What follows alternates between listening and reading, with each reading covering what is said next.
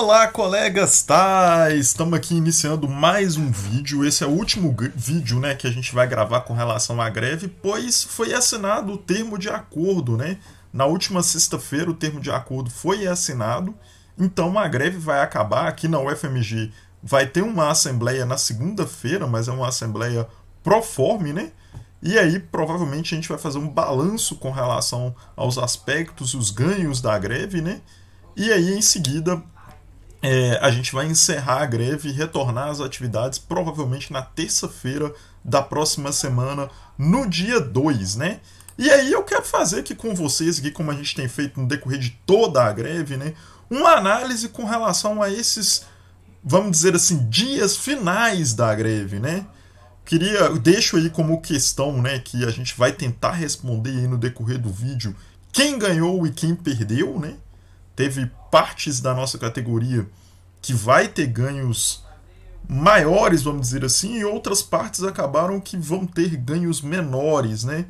Por coisas que ocorreram no meio da negociação, por coisas que estão definidas lá no termo de acordo. Eu vou apresentar aqui para vocês também esse termo de acordo, né? E vou fazer também uma comparação em termos de valores nominais, né?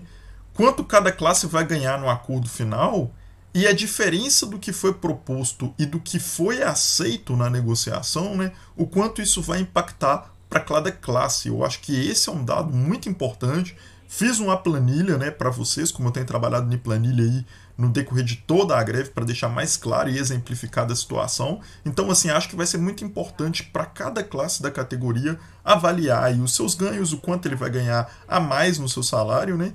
E avaliar aí também se teve mais ganhos ou perdas dentro da categoria, de acordo com aquilo que foi proposto no início da greve, né, pessoal? Por fim, eu vou deixar as minhas conclusões sobre o final da greve, né, e o que podemos aprender com ela para evitar possíveis equívocos nas próximas mobilizações, né? Especialmente nesse final, eu acho que a gente foi um pouco atropelando algumas coisas, né? Então eu vou falar e detalhar mais sobre isso no decorrer aqui da explanação, né? Então vamos lá, pessoal. O que a gente pode dizer desses dias finais da greve depois da assinatura do acordo, né? Na minha interpretação, a gente conseguiu aquilo que foi possível, né, e com muito custo no final, né? Acompanhar o fim da greve foi, assim, bastante complexo. E eu que estava acompanhando, assim, vários grupos, né, acompanhando as lideranças, assim, foi uma agonia, assim, nesses últimos dias, né? Para quem não estava acompanhando, eu vou deixar aqui as minhas impressões com relação a esses últimos dias, né? Mas o governo segurou, assim, a minuta preliminar, né, vamos dizer assim, do acordo até o penúltimo dia, né? Até o penúltimo dia antes da assinatura do acordo, que estava marcado para o dia 27, né? Na minha opinião, demonstrando mais um desrespeito com a nossa categoria, porque eu nunca vi isso acontecer, né? Talvez é porque eu não acompanho tão próximo, mas eu queria ver se ele faz isso com a Polícia Federal, se ele faz isso com a Polícia Rodoviária Federal, mas com nós ele faz. Então, assim, a gente vê que tem determinadas coisas que aquelas categorias que têm um poder de barganha maior, elas conseguem com mais facilidade e a gente com mais dificuldade, porque a gente tem uma possibilidade menor de gerar impacto em termos financeiros para o governo e em outros termos de própria relação de poder, vamos dizer assim, né? Então a nossa categoria, quando ela faz essas mobilizações, quando ela está de greve, nesses momentos de negociação com o governo, ela tem que levar esse aspecto em consideração, que o governo não tem a mesma atenção e o mesmo cuidado com a gente quando comparado a outras categorias que podem causar um impacto maior e imediato para ele, né? E a gente se resguardar ao máximo para que o governo não fique brincando com a categoria como ele fez no decorrer dos últimos dias, né? Quando ele encaminhou a minuta já na quinta-feira pela manhã, né? Ela estava cheia de erros, né? Faltando coisas que haviam sido definidas nas mesas de negociação, como a questão da correlação direta, né, para todas as pessoas que tem direito a um incentivo à qualificação, isso estava faltando, né? Cheia de erros, muitos erros daquilo que havia sido discutido, né? E não estava lá no documento da forma que foi discutido, né? Mostrando aí mais uma vez por parte do MGI um desrespeito com a categoria, né? Depois de enrolar até o penúltimo dia, né?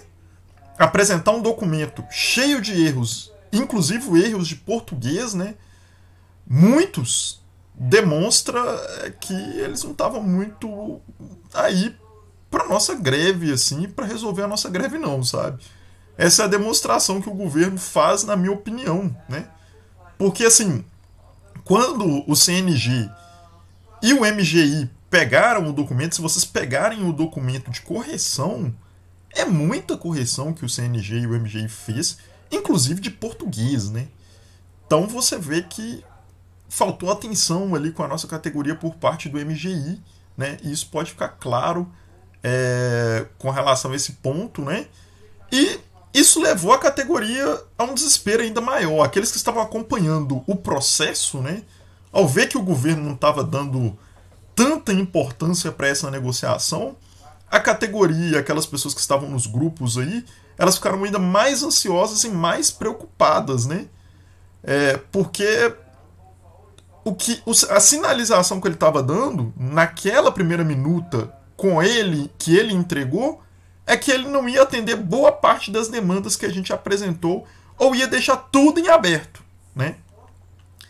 E aí a preocupação da galera foi aumentando assim nos grupos, a ansiedade, as reclamações da própria categoria, né? Com relação ao tratamento dado pelo MGI, uma galera dizendo que não era para assinar um acordo daquele jeito, de jeito nenhum, que era um absurdo que o governo estava fazendo para a gente, né? Ele estava deixando muita coisa em aberto e tratando com desrespeito mesmo a categoria, né? Com esses erros absurdos, foi uma correria muito grande das nossas lideranças no CNSC e nos CNGs, né? Para corrigirem aquele termo de acordo terrível que o governo havia enviado para a gente na quinta-feira pela manhã, né? E aqui a gente tem que parabenizar os nossos colegas da CNSC, né? E os nossos colegas dos CNGs, tanto da Fazubra quanto do Sinasef, pelo trabalho que eles realizaram. Eu li a minuta encaminhada pelo governo, a minuta terrível, né? Foi a primeira minuta que ele encaminhou. E li as correções que foram feitas. E assim, as correções foram um trabalho primoroso dos nossos colegas da CNSC e dos nossos colegas dos CNGs, né? E da categoria como um todo, né? Porque a categoria se mobilizou para encaminhar essas propostas para as lideranças também, né? Para que as lideranças pudessem acrescentar esses pontos. Então, assim, isso demonstra que quando a nossa categoria está unida, a gente constrói coisas espetaculares. E o encaminhamento da resposta ao governo no tempo que foi, né? Eu acho que deve até ter assustado o governo, porque eles enrolaram a gente até o último momento, achando que a gente não iria dar uma resposta para ele e ele poderia barganhar com a gente, né? Só que a resposta ela foi tão rápida, no final do dia a gente já tinha uma resposta espetacular. Parabéns à categoria e parabéns aos nossos colegas, mais uma vez, da CNSC e do CNG, que mandaram uma resposta espetacular para o governo, que ele não pôde barganhar com a gente no dia seguinte, sabe? E aí ele teve que corrigir a minuta, colocar muito bem colocado os pontos que a gente definiu para ele que seriam essenciais de estar na minuta da nossa forma para que as discussões pudessem continuar.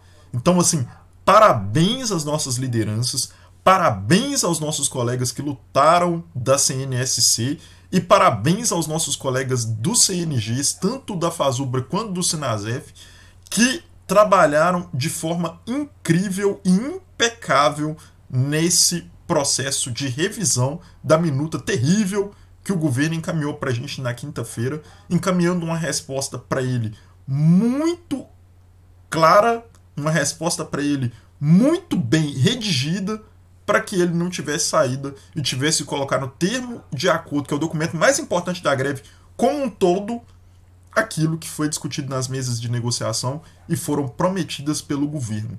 Parabéns, colegas, vocês arrasaram. Parabéns à categoria, aqueles que se mobilizaram para mandar aí sugestões para os nossos colegas e as nossas lideranças que estavam lá em Brasília, né? O trabalho de todos e a opinião de todos foi muito importante, e quando a gente está unido, nós somos a maior carreira do Serviço Público Federal. É difícil derrubar a gente, pessoal. Então, é importante a gente lutar por essa união da categoria, porque se a gente unir, meu filho, a gente consegue quase que qualquer coisa, né? E essa resposta, né, que a gente deu tão rápida, tão eficiente e tão bem caracterizada e descrita é uma demonstração clara disso. Então continuemos unidos que a gente vai chegar muito longe. A questão, assim, de uma forma geral nesses últimos dias, o que trouxe essa ansiedade toda é que o governo ele nos enrolou até a assinatura do acordo, né? Nesse dia anterior, quando a gente encaminhou a resposta para ele, ele virou para a gente e falou que ele iria concordar com 95% do que estava proposto na resposta que os CNGs, tanto da Fazubra quanto do Sinasef, enviaram para ele. Mas não definiu o que seria atendido. O que isso gerou para a nossa categoria? Uma ansiedade enorme, né? Nos grupos de WhatsApp e nos grupos de Telegram a gente viu isso, né? Teve uma certa divisão da categoria, que falava que não queria que assinasse, outros falando que deveria assinar, que não tínhamos mais condições de negociar, né, e tudo mais, né? E muita revolta, né? Uma revolta com razão, assim, né? O governo estava literalmente, mais uma vez, meio que brincando com a nossa categoria, né? Fazendo jogo de esconde-esconde em um momento crucial da greve, pois quanto menos tempo a gente tivesse para analisar o documento, maior a pressão que ele poderia fazer para que a gente assinasse qualquer coisa, né? Mais uma vez demonstrando um desrespeito com a nossa categoria, que é enorme, né? Mas assim, eu queria fazer uma reflexão aqui do porquê isso aconteceu, né? Toda essa enrolação do governo aconteceu, né? Vamos recapitular o que aconteceu nas semanas anteriores. Isso aqui é importante até mesmo para a gente entender mais como funciona um processo, né, de greve, e entender o que a gente precisa fazer nas próximas greves para a gente não colocar tanto poder na mão do governo, para ele barganhar tanto com a gente e poder brincar com a gente nesse momento, que é o momento mais importante, que é o termo de acordo, né, gente? Vamos ser sinceros para a categoria. Todos aqueles slides, ele é documento, mas são intenções. O que vale mesmo, e eu vou apresentar para vocês aqui alguns pontos importantes que a gente tem que tomar muito cuidado quando eu for apresentar para vocês o termo de acordo. O que vale mesmo é documento assinado. É o termo de acordo oficial, é o que vale. Aquilo ali, slide, o que está discutido na mesa é intenção. O que vale é esse documento, né? Isso é muito importante a gente deixar claro, né? Então, o que aconteceu nas semanas anteriores, né? E que eu já falei em outros vídeos. Se vocês quiserem acompanhar aí os últimos vídeos do canal, ele deixa bem claro a minha opinião com relação às decisões que foram tomadas pelas bases, né? E os encaminhamentos que foram dados por algumas lideranças mais ligadas ao governo e o que isso poderia gerar nesse momento da gente assinar o acordo, né? Na Assembleia aqui no Sindifes, né, eu falei isso, né, que se a gente definisse que a gente iria aceitar a proposta do governo, assinar o acordo, definindo que o retorno seria logo após o retorno, a sinalização que a gente estaria passando para o governo é que a gente estava louco para acabar com a greve e meio que a gente aceitaria qualquer coisa que ele encaminhasse, né? E lá no documento, lá, na hora que eu estava fazendo minha análise de conjuntura, né, porque o CNG da Fazubra fez muito bem, fez o encaminhamento correto, né? Aceitar ou não o acordo e continuar a greve por tempo indeterminado até que pontos obscuros do PowerPoint sejam esclarecidos. Era isso que estava no documento CNG Fazubra. Eu fiz esse encaminhamento aqui no Sindifes, mas ele foi desvirtuado pela mesa, né? E na hora que eu estava fazendo a minha análise de conjuntura, eu falei isso lá na análise de conjuntura. Qual a sinalização que a gente vai passar para o governo? A gente vai chegar no mesmo lugar, só que tem dois caminhos diferentes. O caminho do Sindifes, que é a gente sinalizar para o governo que a greve acabou, a gente só quer assinar o documento, e o governo né, pode até barganhar alguma coisa na hora da assinatura desse termo, ou a gente vai pelo caminho do CNG e demonstra para o governo que a greve vai ficar forte até que ele esclareça tudo o que a gente pediu e que a gente tenha o termo de acordo para a gente poder aprovar. Eram esses os caminhos. As lideranças mais ligadas ao governo propuseram o caminho de sinalizar para o governo que a gente estava encerrando a greve, né? E aí o que isso trouxe? Trouxe o ultimato do governo logo em seguida, porque a categoria estava dividida, o governo ele acompanha isso, bases importantes como a da UFMG tomaram uma decisão de praticamente encerrar a greve, e essa é a mensagem que o governo recebe. Ele logo em seguida ele deu um ultimato. Não precisava de esclarecer mais nada, né? Não precisava de propor mais nada. A bola estava na mão dele agora. A categoria, de certa forma, passou a bola para a mão do governo. E eu disse isso em assembleia. E depois da assembleia, eu conversei com alguns colegas e falei com esses colegas: olha, a gente está dando um cheque em branco para o governo. Daqui para frente, se a gente se mostrar dividido e boa parte da categoria no Brasil definir a mesma coisa que nós definimos aqui no Sindifes, e a Assembleia do Sindifes foi a primeira, e isso acaba influenciando em maior ou menor grau as outras assembleias do Brasil, e ela foi primeira, não foi à toa, e eu já falei isso no vídeo anterior, se vocês quiserem dar uma olhada, vão lá ver a minha fala, né, sobre isso. A gente influenciando em maior ou menor grau as bases do Brasil, e se as bases do Brasil definirem a mesma coisa que nós definimos aqui na base do Sindifes, a gente está dando um cheque em branco para o governo poder trabalhar com a gente daqui para frente, né? E parece que foi o que aconteceu, né, gente? A categoria se dividiu, o governo ele estava vendo isso, né? Então, assim, esse final de greve, né? Ele foi um final de greve que a gente teve muita dificuldade na negociação com o governo. Essa atuação do governo de deixar a gente até a última hora sem o termo de acordo, isso é estratégia. A gente deu o cheque em branco para ele estava usando o cheque em branco, né? Vamos refletir um pouco. O governo ele tem a máquina na mão, ele tem o dinheiro e o poder imenso sobre os trabalhadores, porque ele é o patrão. Quando antes do final da greve você desmobiliza, como aconteceu com a nossa categoria, que força que a categoria tem? Pensem um pouquinho, que força que a categoria tem? Nenhuma.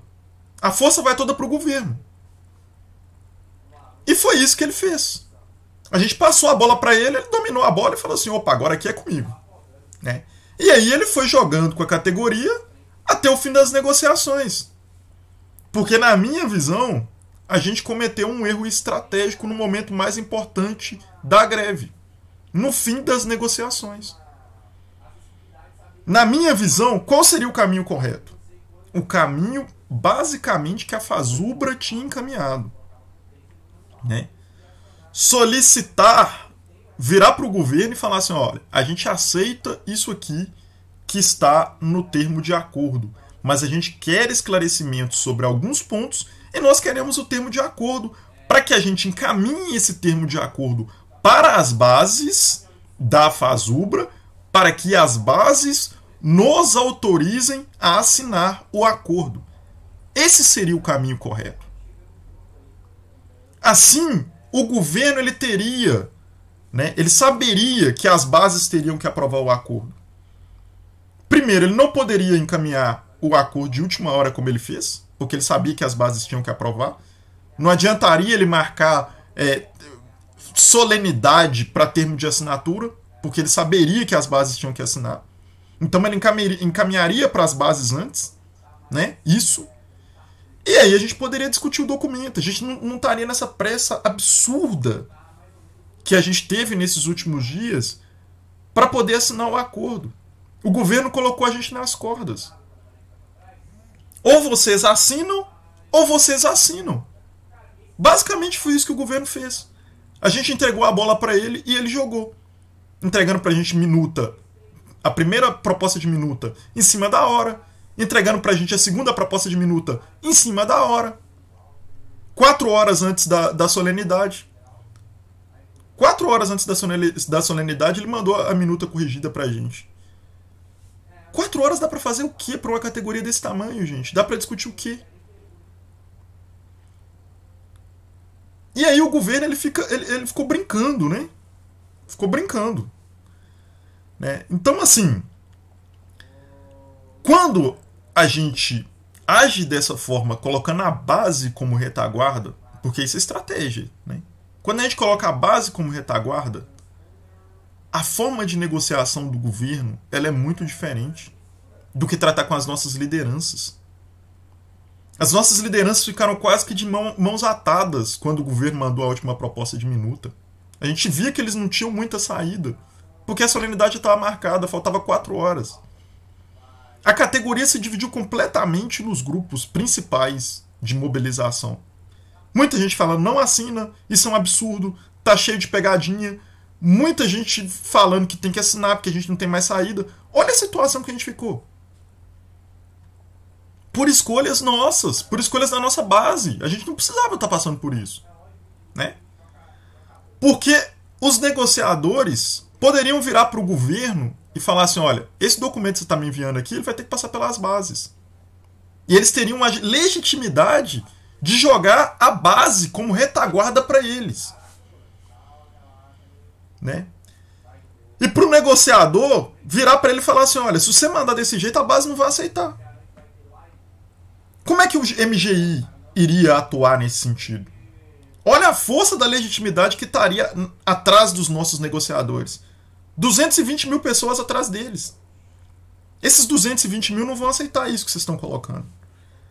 Mas quando a gente entregou a bola para o governo antes da hora, desmobilizando a greve antes da hora e mostrando isso claramente para o governo, independente do que acontecesse, se a gente não assinasse esse documento, a gente já estava tão desmobilizado que iria passar 2, 3 semanas e a gente teria que acabar com a greve praticamente de qualquer forma. Por uma decisão nossa. Né? A maior força que a gente tem é a força da mobilização. É a força da retaguarda. E a gente entregou isso de bandeja para o governo. Então eu acho que isso foi um erro. Né? E que a gente tem que aprender com isso, porque a gente não é igual às outras categorias. A gente sabe que a educação é tratada de uma forma diferente. Né? Que a educação ela gera menos impactos imediatos, como eu disse no começo do vídeo. Então, para o governo, a educação, ele não tem um carinho especial pela educação, nenhum governo. Né? Em comparação com outras áreas que podem gerar impacto direto e rápido para ele. Né? O governo é meio que, infelizmente, é meio que apagar incêndio. Então, como a gente não tem esse poder de barganha todo, a gente tem que tomar determinados cuidados. E receber o termo de acordo antes, para aprovar o termo de acordo, é um desses cuidados, porque aí a força está do nosso lado. E a gente não joga a bola para o governo decidir o que ele vai fazer com a gente. E foi isso que aconteceu. O governo decidiu a nossa vida ali de última hora no final da greve, do jeito que ele quis, né? Inclusive entregando minutas horríveis, né? Primeiramente, uma minuta horrível, e depois enrolando a gente até 4 horas antes de assinar o acordo. Né? Então, a gente ficou assim meio que refém do governo. Né? E aí uma outra reflexão que eu faço é que uma greve ela não pode ser decidida quando acaba pelo governo. Né? Uma greve tem que ser decidida pela mobilização e pelas bases. Caso contrário, o governo terá muito mais poder de barganha do que a categoria, como eu falei para vocês aqui. No caso, seus negociadores. Pois o governo é o elo mais forte da disputa. Quando os nossos negociadores têm, né, essa retaguarda toda, não, a gente tem que mandar para as bases poderem aprovar o termo de acordo, o governo vai trabalhar o termo de acordo da melhor forma possível para que as bases possam aprovar. Quando só as lideranças, os negociadores precisam aprovar, o governo ele joga a força do poder que ele tem, ou é isso ou nada, e aí a gente perde a legitimidade. né, a legitimidade no sentido de ter força para virar para ele e falar assim, olha, se você não enviar aquilo que você prometeu nas mesas, as bases vão mobilizar ainda mais e aí a gente vai radicalizar a greve. Por exemplo. Era uma resposta que a gente poderia dar para ele, dependendo da situação. Mas como a gente desmobilizou antes, já era. E o governo sabe disso, o governo não é bobo, o governo está acompanhando tudo, né, gente? Até nos grupos de WhatsApp, de Telegram, provavelmente tem pessoas do governo lá acompanhando as discussões, né? Então, assim, diante de tudo isso, né, a gente vai fazer uma análise aqui agora do que ficou no termo final, né? E aí a gente vai discutir assim, ponto a ponto. Tem uns pontos aí muito complicados, viu?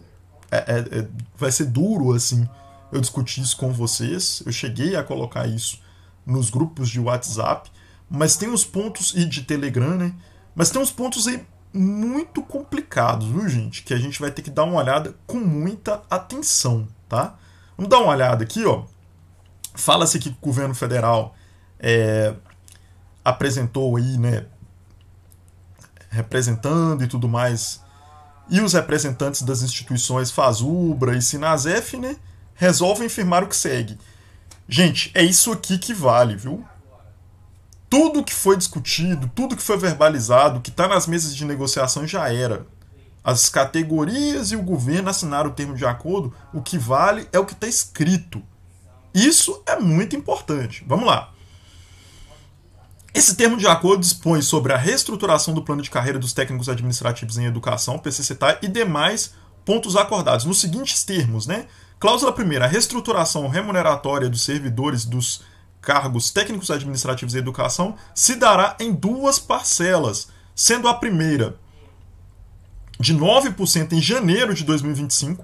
Esse janeiro de 2025 é muito bom, viu, gente? Quando a gente virar o ano, a gente já vai ter aí o aumento assegurado para ser pago em fevereiro, né? E a segunda de 5% em abril de 2026, conforme anexo. Então, na base da carreira, que agora vira a base E, eles vão ter um aumento aí, né, de 14, alguma coisinha aí no salário deles até 2026, por causa de uma questão do arrasto aí desses 9% que serão de janeiro de 2025.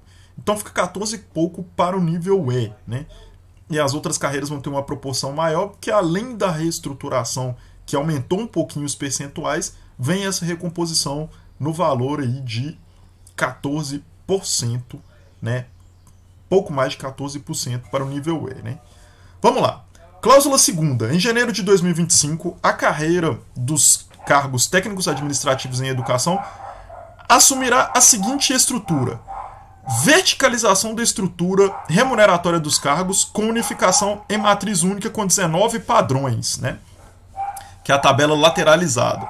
Diminuição do interstício necessário para a progressão por mérito profissional de 18 para 12 meses. Isso aqui é muito importante. Isso aqui é um ganho importante para a categoria, né? Tempo de desenvolvimento de 15 a 18 anos até o final da carreira. Isso aqui também é muito importante, viu, gente? A gente conseguiu, né, aí a aceleração por capacitação que estava lá no GT e que era muito importante para a nossa categoria, né? O vencimento básico de referência corresponderá ao valor do nível de classificação E, que será a base, né? Com as seguintes correlações. O A, a classe A, né? Corresponderá a 36% do piso de referência. O B corresponderá a 40% do piso de referência. O C corresponderá a 50% do piso de referência. E o D corresponderá a 61% do nível do piso de referência, né? Os steps serão elevados de 3,9 para 4 em janeiro de 2025 e 4,1 em abril de 2026. Isso aqui também foi um ganho importante que os nossos colegas, em meio à negociação, tomaram uma decisão muito inteligente de trabalhar com recursos dentro da carreira, né? E aí colocaram essa possibilidade, essa margem para o governo trabalhar também os steps, e ele optou por trabalhar e aumentar um pouco o nosso salário através dos steps, né? Ele já havia feito isso com os professores, os nossos negociadores perceberam isso de forma muito inteligente e conseguiram essa conquista também para a nossa categoria, né? A aceleração da progressão por capacitação se dará a cada 5 anos, e as regras de transição serão regulamentadas pela CNSC-MEC. Depois eu vou falar mais sobre isso, provavelmente em vídeos futuros, mas já deixo aqui uma dica para os nossos colegas que estão no início da carreira e que não chegaram ainda aos 4 anos e meio, né? Vocês que estão aí ainda, que podem realizar as progressões por capacitação, façam isso antes de entrar a nova lei, pessoal. Porque a migração, provavelmente ela será direta. Se você fazer a progressão por capacitação agora em 18 meses, isso já vai cair já diretamente na próxima tabela. Se você não fizer, provavelmente pode ter alguma regra de transição, ou a sua capacitação só vai poder ser realizada a partir daí a cada 5 anos. Então, se você pode realizar uma capacitação com 18 meses, é preferível você realizar a capacitação com 18 meses e já pular para a nova tabela com essa capacitação garantida do que ter que esperar aí 5 anos para poder fazê-la, né? Claro, isso aqui é uma dica que eu estou dando, isso ainda vai ser regulamentado pela CNSC-MEC, mas eu deixo essa dica para, se você puder progredir por capacitação, já progrida de uma vez para você entrar na próxima tabela já com essa progressão. Depois eu vou fazer um vídeo também mais resumido só sobre esse ponto, para a gente exemplificar aí como isso fica, né? E aí você já consegue os seus aumentos de step já, né? Sem precisar esperar um maior tempo para isso ou uma regra de transição para ver como vai ficar a sua situação, né? O ponto G aí, incentivo à qualificação e que, relativo à área de conhecimento com relação indireta, será extinto a contar de janeiro de 2025, sendo o servidor beneficiário do incentivo enquadrado com o mesmo valor da área de conhecimento da relação direta, sem efeitos retroativos. Esse sem efeitos retroativos aí quer dizer que essa regra ela só vai valer a partir de janeiro de 2025. Antes disso ela não vai valer, o governo ele coloca normalmente essas amarras para que as pessoas não possam, por exemplo, entrar na justiça requerendo que essa mudança da regra seja retroativa a 15, 10, 5 ou até meses anteriores à mudança da regra, né? Então isso é só uma segurança para o governo, mas todas as correlações indiretas do incentivo à qualificação, a partir de janeiro de 2025, elas vão tornar correlação direta, o que beneficia aí uma porcentagem, pelo que eu já vi aí dos colegas que analisam dados aí da nossa carreira, de 2,5% da nossa categoria, mas vai ser um ganho também para esses 2,5% da nossa categoria, é um ganho importante, né, que traz aí um aumento dos valores remuneratórios que eles vão receber. Então assim a gente coloca isso também como um ganho para a categoria e a gente fica muito feliz que alguns dos nossos colegas aí vão receber esses valores de correlação direta ao invés de indireta, né? É um ganho para a categoria. Cláusula terceira. A parcela complementar de que tratam os parágrafos 2º e 3º do artigo 15 da Lei 11.091 de 12 de janeiro de 2005, VBC não será absorvida por força de implementação dos novos valores e estruturas remuneratórias. Cláusula 4ª. O reconhecimento dos saberes e competências, RSC, será implementado para a carreira dos técnicos administrativos em educação a contar de abril de 2026 e será instituído grupo de trabalho coordenado pela CNSC-MEC com a participação das entidades sindicais representativas da categoria e representantes do governo para a sua regulamentação no prazo de 180 dias, a partir da assinatura do presente termo.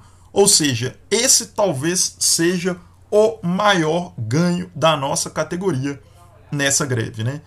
Em termos de abrangência, se ele for muito abrangente e puder atingir a maioria da categoria, de acordo com a regulamentação e com aquilo que o MEC vai aceitar, né, a gente pode ter o maior impacto, né, orçamentário de ganhos, né, tirando aí a questão da reestruturação, nesse RSC, né? Então, esse é um ganho importante.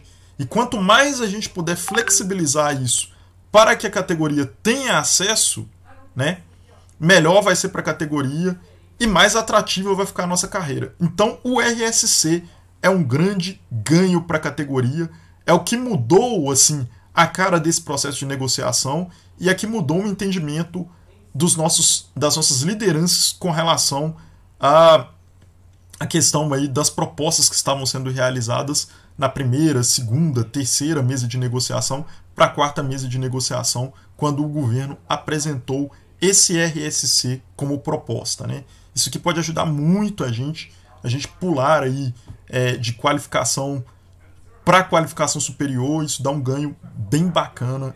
O RSC ele mudou assim a cara da negociação. A gente espera que ele seja o mais abrangente possível para que a maioria da categoria possa receber. Tem pessoas aí dizendo que provavelmente os aposentados não serão incluídos no RSC, outros dizem que sim. A gente tem que ver a regulamentação e eu espero muito que ele seja tão abrangente a ponto de atender também os nossos colegas aposentados, porque para eles seria uma perda se eles não puderem ter acesso a esse RSC. Então vamos ver a regulamentação, vou ficar atento a isso, né, para que ele seja o mais abrangente possível e possa, vamos dizer assim, recepcionar o maior número de pessoas possíveis da nossa categoria. Cláusula 5ª. O decreto 9991 de 2019 será revisado e alterado para que seja permitido que a IFES elaborem e executem seus planejamentos e planos específicos com o retorno do plano de capacitação para as universidades e institutos, com prazo de até dezembro de 2024 a partir da assinatura do presente termo, né? Cláusula 6ª. Será promovida a racionalização de cargos suspensos, vagos e a vagar. Cargo amplo. Isso aqui também é muito importante. A gente tem vários cargos que estão suspensos, vagos e a vagar, né? E aí o governo pode fazer um cargo amplo para recepcionar essas pessoas e criar bastante concurso, né, para as universidades e institutos federais no decorrer dos próximos anos, para que a gente possa ter esses cargos ocupados, né, e a gente diminua aí a nossa dificuldade de realizar determinadas tarefas dentro das instituições, melhorando a nossa prestação de serviços. Muito importante essa cláusula 6ª, né? Cláusula 7ª. O plano de capacitação referido no termo de acordo de 2015 será tratado em GT, na CNSC MEC, né, com a participação das entidades representativas, com prazo de conclusão de até 180 dias a partir da assinatura do presente termo.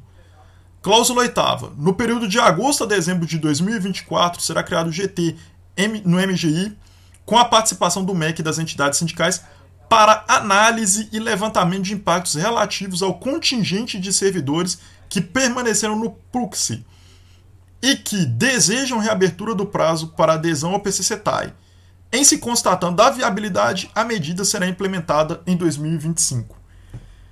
Isso aqui é um perigo, pessoal. Isso aqui é um perigo, isso aqui, né? Vocês notem aí que tá bem aberto, né? E como eu falei para vocês, o que vale é o que está escrito, né? Análise e levantamento de impactos relativos ao contingente de servidores que permanecem no PUCSI e que desejam reabertura de prazo de adesão ao PCCETAI. Olha essa frase. Em si, constatando a viabilidade, a medida será implementada em 2025. Ou seja, a gente entregou essa questão totalmente nas mãos do governo. Porque quem decide se é viável ou não é o governo. Então, isso aqui está entregue na mão do governo, que é um dos pontos relacionados aos aposentados, né?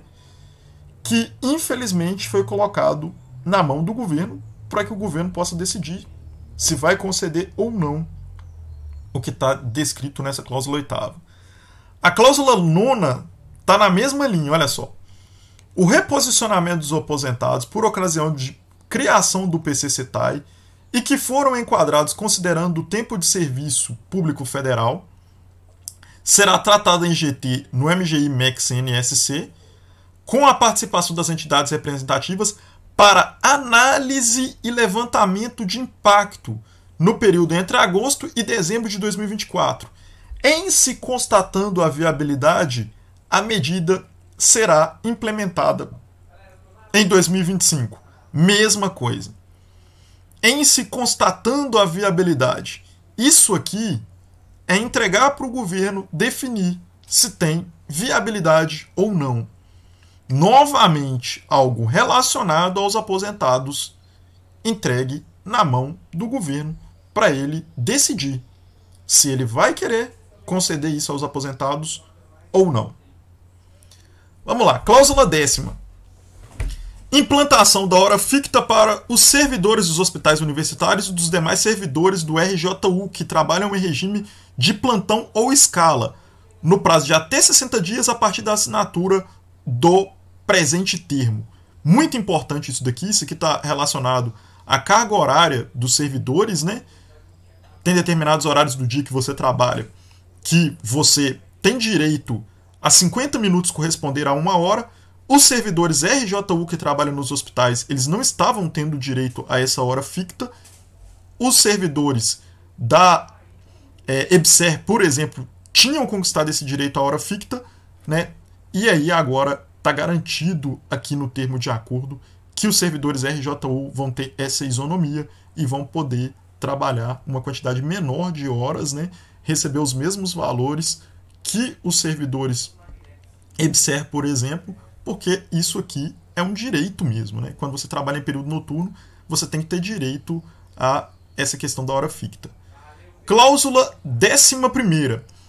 A proposta de institucionalização do plantão de 12 horas por 60 horas para os servidores dos hospitais universitários e vigilantes que trabalham em regime de plantão ou escala será objeto de tratamento em GT no MGI, com a participação das entidades representativas no período de agosto a dezembro de 2024. Isso aqui também foi uma questão que gerou uma certa polêmica de alguns grupos aí de discussão que eu vi, né? Porque isso aqui estava aberto na proposta que a gente encaminhou para o governo, mas ele fechou isso apenas para servidores dos hospitais universitários e vigilantes. Então, para o restante da categoria que também poderia ser beneficiado com esses plantões, o governo fechou e ele vai ser concedido apenas para as pessoas dos hospitais universitários e vigilantes, né? Cláusula 12ª. O presente acordo se aplica aos aposentados em conformidade com as regras que regem suas aposentadorias. Cláusula 13ª. Aqui é um ponto importantíssimo também desse acordo, pessoal, e que a gente tem que tomar muito cuidado. Olha só. Cláusula 13ª. O Ministério da Educação MEC, no âmbito de suas competências e atuação, promoverá estudos no prazo de 180 dias após a assinatura do presente termo e dará encaminhamento para a implementação em 2025 por intermédio da Comissão Nacional de Supervisão, CNSC-PCCETAI, e da Mesa Setorial do MEC as seguintes demandas. Até aqui tá razoavelmente legal esses pontos, mas lá embaixo eu vou mostrar para vocês que não tá tão legal assim. Afastamento, os pontos aqui são muito bons, seriam ganhos muito importantes para a categoria, né? Vamos lá, afastamento para pós-graduação, revisão das condições para concessão de adicionais de insalubridade e periculosidade, luta antiga, né? Reconhecimento de cursos de pós-graduação no exterior observadas as normas da CAPES, aproveitamento das disciplinas de graduação e pós-graduação para pleitear progressão por capacitação para todos os níveis de classificação e de cursos de aperfeiçoamento para fins de incentivo à qualificação, racionalização dos cargos ocupados, muito importante, tudo isso aqui é muito importante, estabelecer processos de debate sobre a democratização na IF com a participação ampla de representação do governo e das entidades sindicais ANDIFES e CONIF, jornada de trabalho de 6 horas ininterruptas, 30 horas semanais para todos os tais, sem redução da remuneração. Isso aqui entra como talvez o terceiro ponto mais importante da greve, ó. Um ganho muito importante. Isso não estava previsto assim inicialmente nas negociações iniciais, né? Mas como a gente não conseguiu aquele aumento que a gente esperava, né? O aumento que foi proposto para o governo, isso aqui foi utilizado meio que como uma moeda de troca, né? Eu não dou o aumento que vocês querem, a recomposição que vocês querem, mas eu diminuo a carga horária, que é um aumento indireto, vamos dizer assim. E aí o governo aceitou colocar isso aqui na proposta, né? Muito importante. Se a gente conseguir isso aqui mesmo, gente, vai ser muito bom para toda a categoria. Isso aumenta a qualidade de vida, traz um retorno muito bom para todos da categoria, né? E tem estudos que provam que a gente até produz mais quando a gente trabalha 6 horas ininterruptas ao invés de 40 horas semanais. Então, tamo aí, vamos aguardar, vamos observar isso aqui, como é que vai ser, porque tem um parágrafo único ali que eu tenho que falar com você sobre ele. Carga horária das profissões regulamentadas, concursos de intérpretes de Libras, com aumento de vagas para esse cargo nas IFES e com condições igualitárias de trabalho na rede, com definição de novos concursos a partir de estudos. E, deixa eu voltar nesse H aqui, que esse aqui, H aqui é importante demais, viu, gente? Os assistentes sociais que trabalham nas nossas instituições e outros cargos, né, eles têm direito a uma jornada especial regulamentada em lei, né, que é de 30 horas, em alguns casos, né, e eles não conseguem isso nas instituições porque o cargo deles é descrito com outro nome, como se fosse uma manobra que o governo utiliza para que eles trabalhem as 40 horas semanais. Então, assim, pelo que eu entendo aqui, né, o governo vai modificar isso e os assistentes sociais, por exemplo, das nossas instituições vão poder trabalhar as 30 horas, né? O que seria muito importante, assim, né? Porque é um direito, né, gente? Então o governo precisava ficar fazendo joguinho com esses direitos que são garantidos pra gente, né? Pra nossa categoria, vamos dizer assim. Eu não sou dessas categorias especiais, mas pra quem é, né, com carga horária regulamentada, mas pra quem é, ele tem o direito, o governo teria que conceder isso, né? Será promovida a revisão dos fazeres e atribuições a partir de estudos a serem realizados pela CNSC-MEC, com prazo de 180 dias a partir da assinatura do presente termo. Isso aqui também é muito importante, viu? Isso aqui também é uma coisa muito importante. Só que depois de tudo isso, com relação a essas questões do MEC, vem um parágrafo único que deu muito pano pra manga e a galera ficou, assim, muito preocupada com ele, né? Chegamos a conversar com as nossas lideranças a respeito disso, porque o parágrafo único, ele remete ao artigo anterior ou à cláusula anterior. Então, todos os aspectos relacionados a essa cláusula 13ª, que tem ligação com o MEC, eles estão aqui no guarda-chuva desse parágrafo único. E olha o que esse parágrafo único diz, gente. Os temas que extrapolam a competência exclusiva do MEC serão encaminhados aos órgãos competentes para estudo de viabilidade. Quem define a viabilidade, como eu disse anteriormente, é o governo, né? E constatada a viabilidade, ou seja, o governo ele pode constatar que não tem viabilidade em quase tudo, porque quase tudo não tem ou tem impacto financeiro direto ou tem impacto financeiro indireto. E quem decide sobre questões financeiras não é o MEC, a medida será implementada em 2025. A gente alertou para os nossos colegas negociadores que esse parágrafo único aqui, ele pode impedir que tudo isso que está aqui, todos esses pontos A, B, C, D, E, F, G, H, I e J podem não ser aplicados. A gente alertou. Eu deixo isso aqui registrado para vocês. Porque a gente entregou na mão do governo, né? A gente entregou na mão do governo isso aqui para ele definir o que ele quiser. Ele vai conceder para a gente o que ele entender pelo que está aqui no termo de acordo.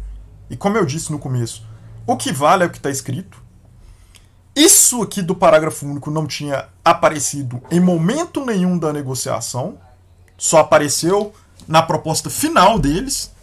Muita gente chamou isso aqui de jabuti. E que pode colocar muita coisa a perder. E aí eu gostaria de voltar, né, a falar com vocês com relação ao contexto que eu apresentei um pouco antes dessa apresentação aqui do termo.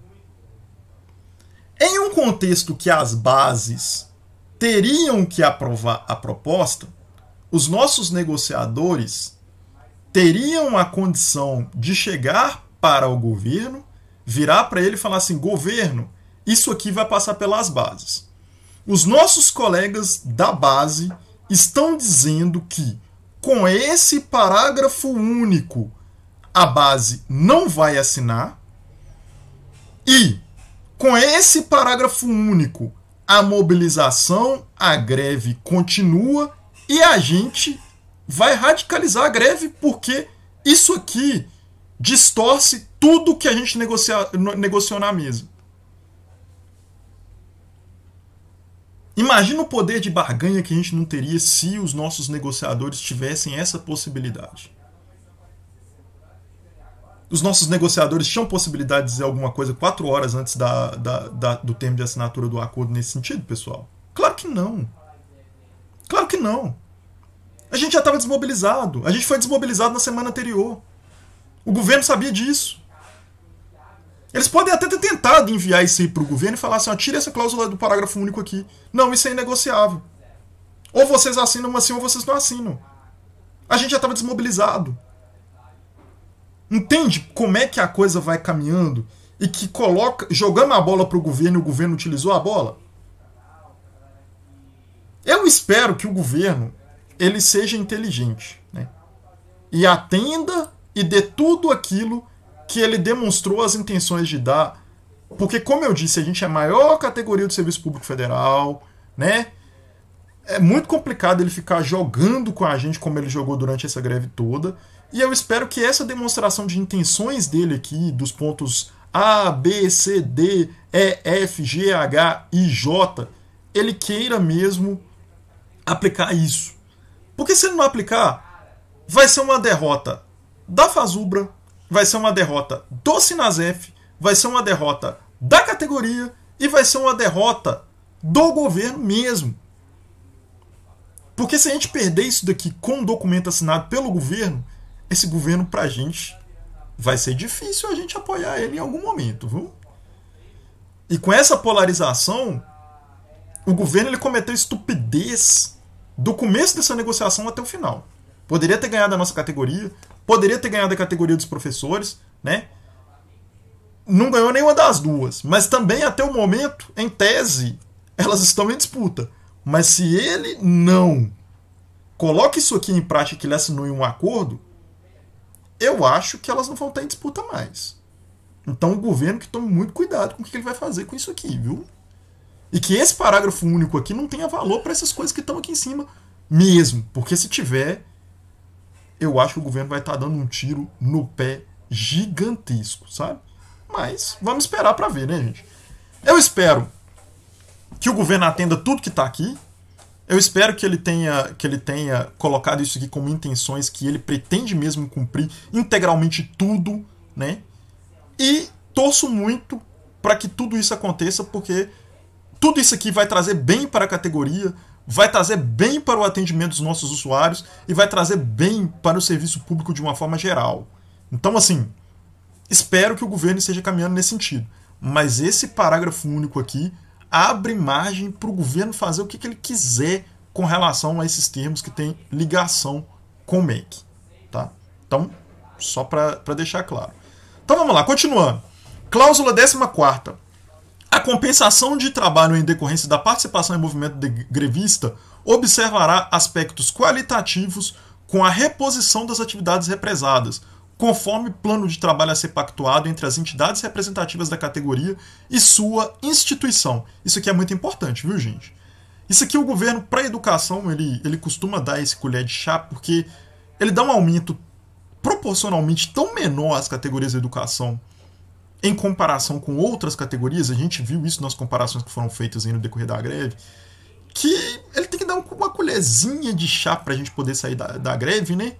E normalmente ele faz isso. Em vez da gente compensar horas, que seria praticamente impossível também, né, compensar todos esses dias em horas, ele vira pra gente e fala assim, já que eu tô dando menos pra essa galera aqui, que eu valorizo menos eles, deixa eles pelo menos correr atrás desse serviço represado deles aí, que é muito serviço, né?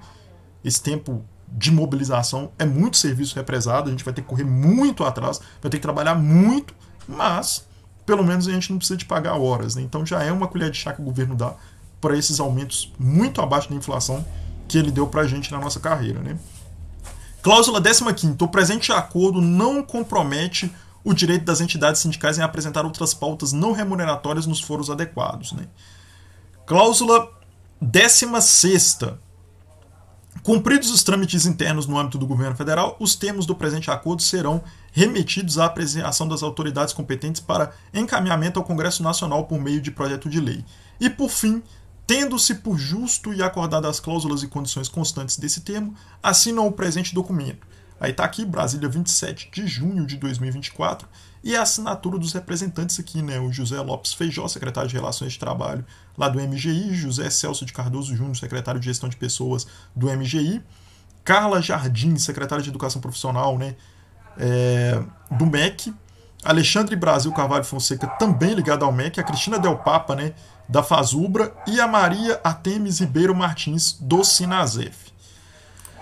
Então vamos lá, pessoal. O vídeo ficou um pouco longo, mas é o final da greve, né, gente? Então isso aqui eu teria que falar para vocês, né? São as minhas preocupações aí, então eu gostaria de deixar isso aqui registrado, né? Até para mobilizações futuras, é importante, né? Então vamos chegar lá à pergunta do vídeo, né? A pergunta que começou esse vídeo. Quem ganhou e quem perdeu nessa greve? Primeiro, quem perdeu foram os aposentados, né? Eles não tiveram um aumento aí nos seus benefícios, né? As suas pautas todas no ponto 8 e no ponto 9, elas estão ligadas àquela questão do governo avaliar a viabilidade, e isso abre uma margem gigantesca para o governo definir que não tem a viabilidade e não dar essas questões que seriam ganhos para eles, né? Pode ser que eles não tenham acesso a um dos maiores ganhos que a categoria teve, que foi ao RSC. Como eles não trabalham mais, eles não vão ter outro dos maiores ganhos que a categoria teve, que é a questão das 30 horas, né? Então, assim, o que os aposentados vão ter mesmo é o aumento de 14,5% para o nível E, né? E para os outros níveis um aumento um pouquinho maior por causa da questão da reestruturação. E o aumento no STEP. Basicamente é isso. No mais, o que está garantido é isso, né? No mais, vamos ter que lutar para colocar eles no RSC e para ver se sai mais alguma coisinha aí nesses estudos de viabilidade do governo, que eu acho muito difícil sair, porque ele deixou isso muito claro nesses artigos e ele não deixou em outros, a não ser aqueles ligados ao MEC. Então, para mim, o governo tem uma intenção implícita, né, que eu gostaria que não tivesse, mas de prometer algo que provavelmente vai ser aquele na volta a gente compra. Né? Então, assim, os nossos colegas aposentados, nesse acordo, eles não foram tão contemplados quanto os ativos. Né? E aí eu gostaria de deixar uma mensagem aqui para os nossos colegas aposentados. Vocês têm que ficar mais atentos, né? Aquelas lideranças que falam aí, que ficam defendendo vocês, sabe? A gente defende os aposentados, né, e tudo mais. Porque assinar um termo de acordo totalmente aberto, né, para o governo em pautas que só atingem vocês, né? Não sei se isso é ação de quem defende vocês, não, viu? Eu ficaria assim bastante em dúvida. Eu acho que numa negociação isso poderia ser melhor negociado para ter outros termos ali nesses artigos diretamente ligados a vocês, sabe? Se eu tivesse um defensor, né, desse aí que aceita assinar cláusulas dessas sem uma discussão mais profunda, eu queria distância dele. Então, assim, vamos abrir os olhos aí, aposentados, né? Se as lideranças que falam que defendem vocês fazem isso, imagina os inimigos, né? Então, vamos abrir os olhos aí, vamos ver as coisas nas minúcias e vamos avaliar se a galera que fica falando que defende os aposentados defende mesmo, viu? Vamos ter crítica, né? Importante ter crítica nesses momentos também, né? E outros que perderam também, na minha opinião, em determinados pontos, né, na perspectiva que tinham e o que ganharam, para mim foram perdas. São os nossos colegas da classe C. Né? E eu vou mostrar para vocês aqui a planilha que eu prometi, né? Tá meio longo o vídeo, mas no final da greve tem que fazer uma análise geral. Né? Nessa planilha eu vou mostrar para vocês e provar para vocês que os nossos colegas da classe C, em média daquilo que eles poderiam ganhar, eles também perderam, né, proporcionalmente ao que eles poderiam ganhar. Né?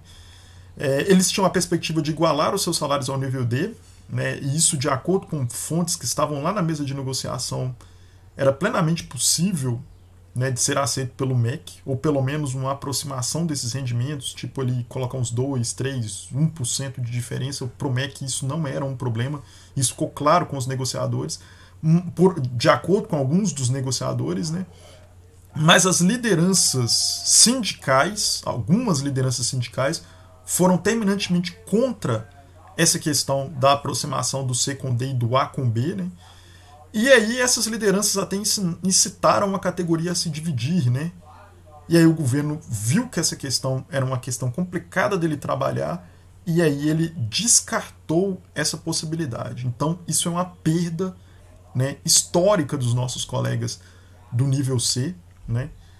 Há 20 anos já, está, né, completando 20 anos agora, eles foram prejudicados na época de criação do PCCETAI, né, foram colocados no nível C de forma arbitrária, inclusive pessoas de universidades diferentes, de instituições diferentes foram enquadradas em nível C e D, de forma...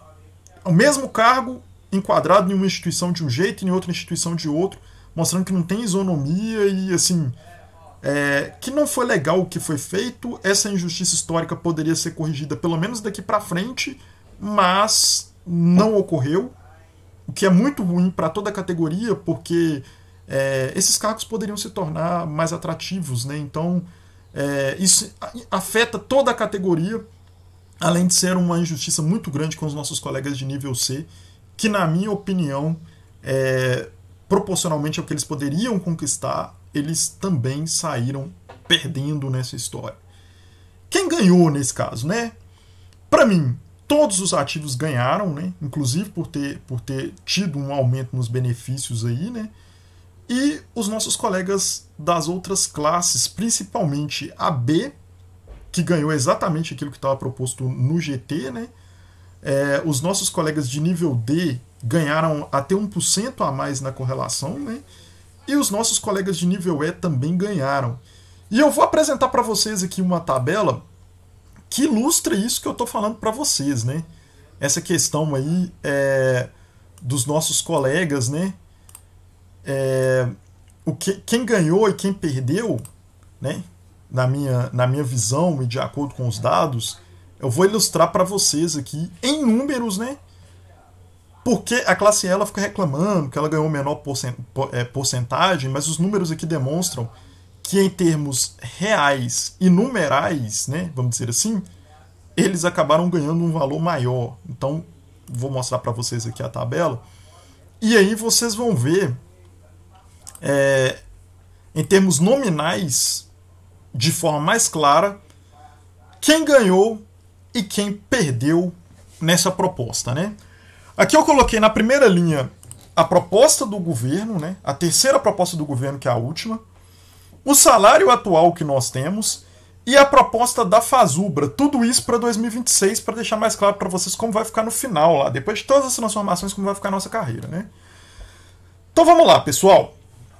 A proposta do governo é essa daqui, ó, dessa linha, né? Que é o terceiro, o piso da proposta do governo é esse aqui.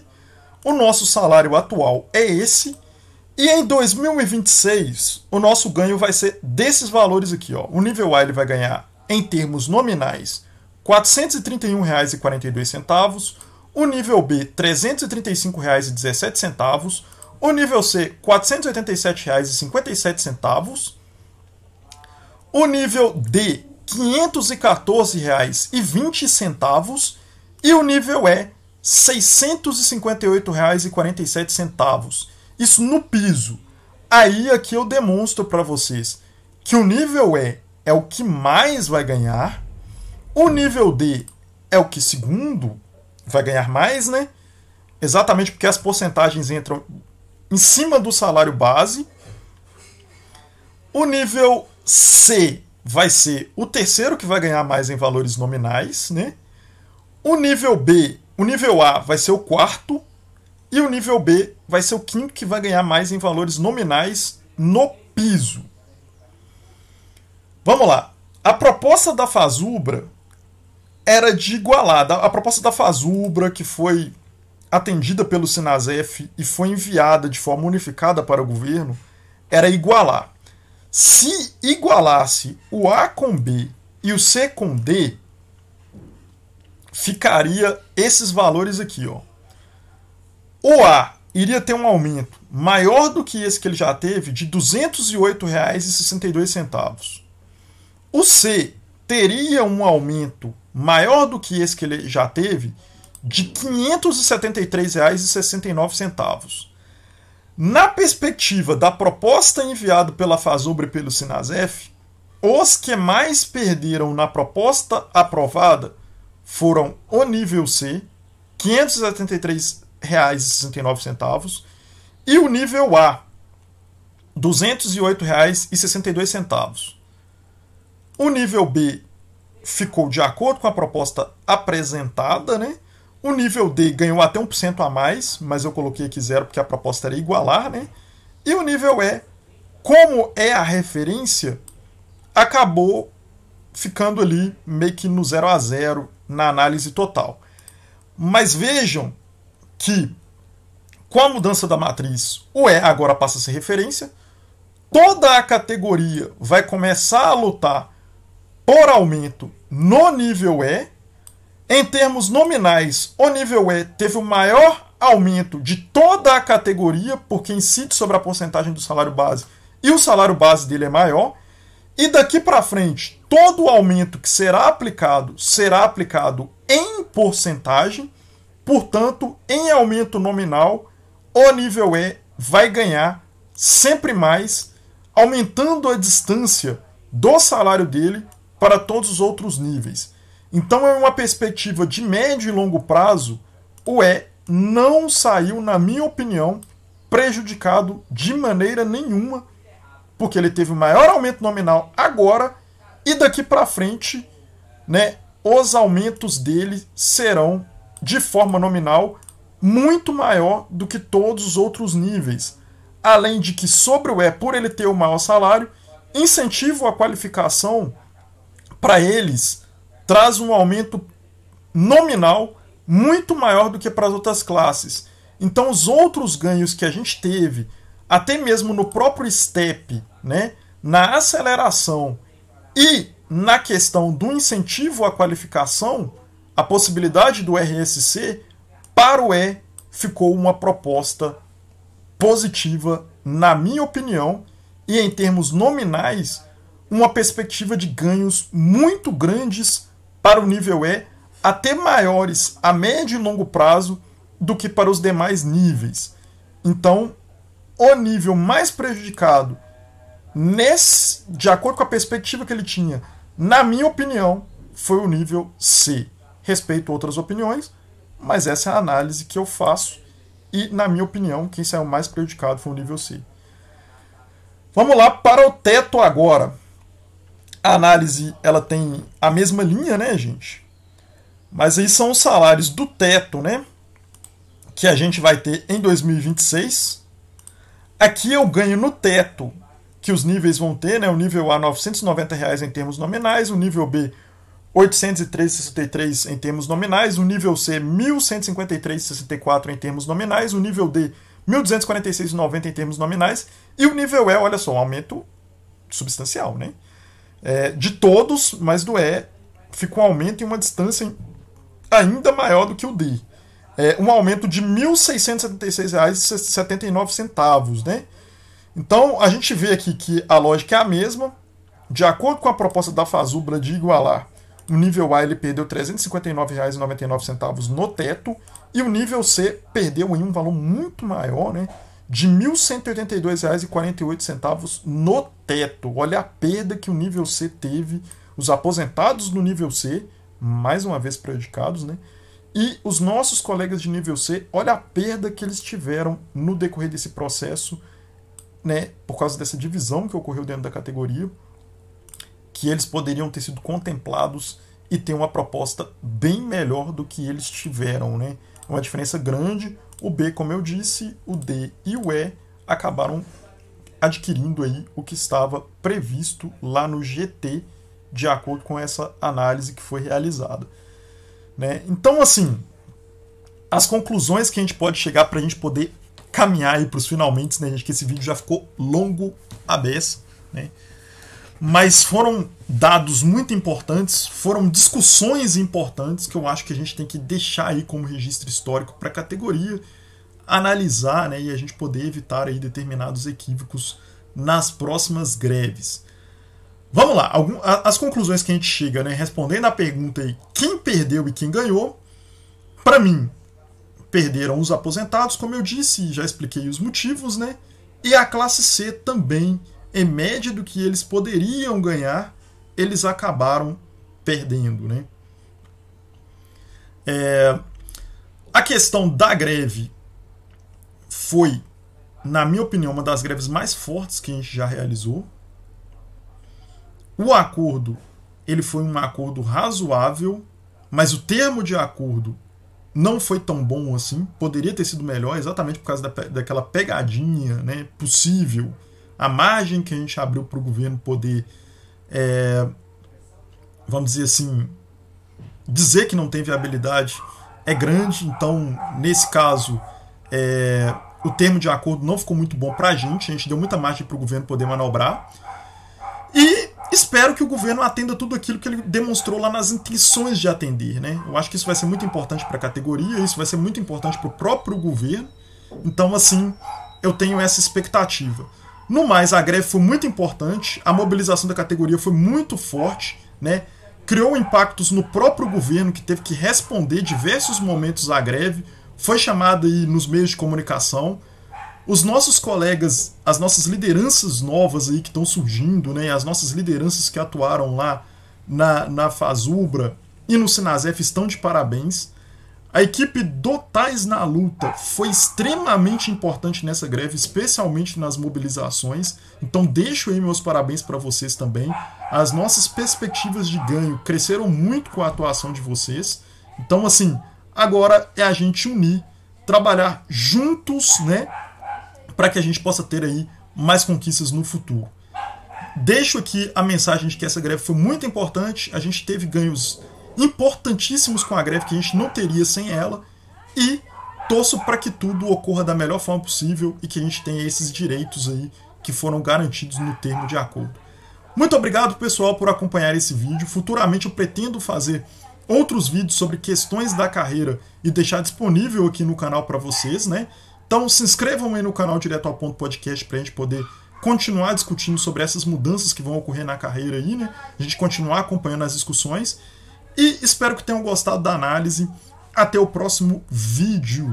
Voltamos aí, se Deus quiser, na terça-feira a trabalhar. E eu acho que a greve foi vitoriosa com todas essas questões que ocorreram, né? Essa desmobilização antes da hora, na minha opinião. A greve foi muito vitoriosa. A gente conseguiu aí determinadas conquistas importantes que, se forem implementadas, né, o termo de acordo em sua integralidade, a gente vai ter uma carreira aí muito mais atrativa, que é aquilo que a gente lutava desde o começo da greve, né? Algumas conquistas, na minha opinião, poderiam ter sido maiores, mas, de acordo com o que foi possível, de acordo com as coisas que aconteceram e a conjuntura do meio do caminho, e também a conjuntura de Congresso e a conjuntura que o governo está enfrentando, foi aquilo que foi possível. Então, assim, eu acho que a gente tem perspectivas boas para desenvolvimentos futuros da nossa carreira, principalmente com a carreira lateralizada, né?